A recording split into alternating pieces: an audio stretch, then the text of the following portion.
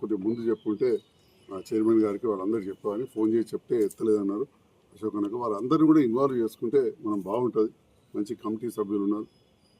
వీళ్ళందరూ కూడా దయచేసి సంఘటితంగా ఉంటే తప్పకుండా రేపటి నాడు ఇది మీరు కలెక్టర్ దగ్గర పోయి మీరు కూడా ఇవ్వండి రిప్రజెంటేషన్, నేను కూడా ఇస్తాను. తప్పకుండా మీరు రిప్రజెంటేషన్ ఇవ్వండి. ఎందుకంటే ఇట్స్ ఇన్ డైరెక్టెడ్ రిప్రజెంటేషన్ పెట్టాలి. పెట్టి అది చేసేసి అమ్ముడు రవి చెప్తూ చేయరు. తర్వాత మున్సిపల్ నుంచి మంచి చెట్లు అవన్నీ పెట్టిద్దాం, ఫెన్సింగ్ చేసుకుందాం. చాలా తక్కువ ఖర్చు అయితే ఎంత అవుతుంది ఆ ఫెన్సింగ్ అంతా కూడా 50,000 రూపాయల 30,000 ఫెన్సింగ్ అయిపోతుంది. పందులు అలాంటివి రాకుండా చూసుకుంటే చాలు, చైన్ ఫెన్సింగ్ పెట్టుకుంటే చాలు. తర్వాత డబ్బులు వచ్చిన కాంపౌండ్ పెట్టుకుందాం. ఆ రకంగా మనం మంచిగా చేసుకుంటే మన బ్రాహ్మలు కావచ్చు, భగవద్ బంధువులు మిమ్మల్ని నమ్ముకొని, ఆ భగవంతుని నమ్ముకొని మీ ఆశీర్వాదం కోసం, మీ అనుగ్రహం కోసం వచ్చే వాళ్ళకు కూడా ఇక్కడ కూర్చోవడానికి మంచిగా ఉంటుందని చెప్పి తెలియజేస్తూ, మరి మీరందరూ కూడా నిత్యం పూజలు చేస్తూ సమస్త లోక సుఖినో భవంతు అని చెప్పి మీరు ప్రార్థిస్తూ ఉంటారు. ఈ లోకల్లో అన్నీ కూడా బాగుండాలి, పంచభూతాలు కూడా బాగుండాలి. ఆఖరికి పంచభూతాలు ఉంటాయి, మనం తిని మిగిలి పడేసిన అంట్లు కూడా పంచభూతాలకు చెందుతాయని చెప్పే సమాజం మీది.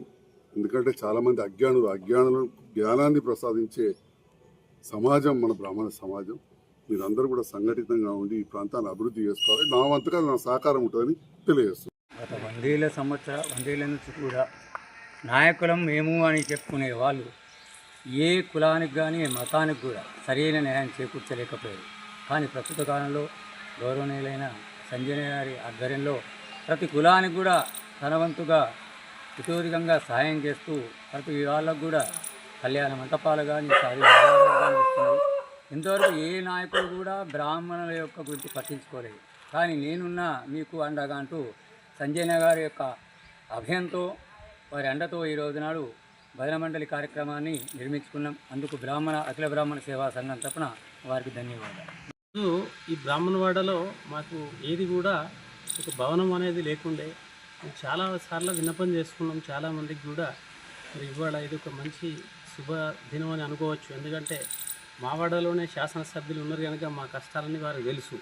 కనుక మేము అడగక ముందే తను ఇక్కడ టీటీడీ దేవస్థానం నుంచి నిధులను సమకూర్చడమే కాకుండా తన సొంత నిధులను కూడా దీనికి హెచ్చించడంతో పాటు దీని అభివృద్ధికి తాను ముందుంటా నేనే ఉండి చేపిస్తా అని చెప్పి మాకు అభయం ఇచ్చిండ్రు. మరి ఇక్కడ మేము ప్రారంభించుకున్నాం. ఇవాళ మాకు చాలా ఆనందంగా ఉంది. మేము ఎక్కడికో పోయి ఎక్కడో పెద్ద ఫంక్షన్ హాల్లో చేసుకోవాలంటే మాకున్న పరిస్థితులలో అది సాధ్యం కాదు. మా వాడలోనే జరుపుకోవడం వల్ల మా పెద్దవాళ్ళందరూ పెద్ద మనుషులందరూ కూడా తిరిగి వచ్చే అవకాశం ఉంటుంది. మరి ఆ తిరుమల తిరుపతి దేవస్థానం ఆ భగవంతుడు వారికి ఆయురారోగ్యాలు ఇచ్చి మంచి ఉన్నతమైనటువంటి పదవులు లభించాలని మేము కోరుకుంటూ ఉన్నాము.